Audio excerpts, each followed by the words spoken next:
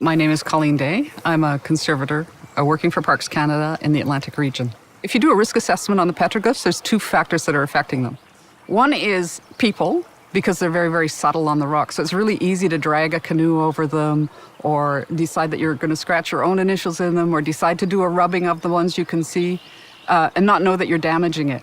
So we try and protect them from that by keeping people away, except when they're with a guide, and doing an education effort to make sure that people know that they're there and they know how important they are.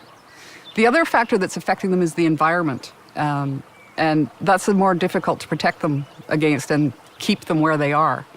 So what we've done is we have recorded them really, really thoroughly, and we treat the recordings as if they're an original artifact. So we have a permanent archival record of the petroglyph when that was done. For instance, most of them were done in the 80s, and we have an archival copy in the form of a copper plate. People have asked me for years how fast the petroglyphs are fading. And a year and a half ago, I finally had an inkling of one way that we might be able to tell that. As part of their talk, the tour guides tell people why they're not allowed to do rubbings. So somebody brought in rubbings that they had done when they were a child. Now, the note that came with it said that they were done in the 60s, but they very intelligently rubbed a penny when they did it.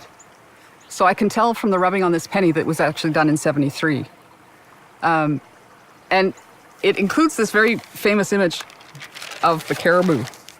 And I have this one as a rubbing in 73, but I also have it as the Mylar tracing in 83. Now, if I get those two images completely lined up and I flip back and forth between them, I can see that there's one more line in this caribou from 73 than there is in the caribou from 83, which tells me that in that 10 years, how much has been fading.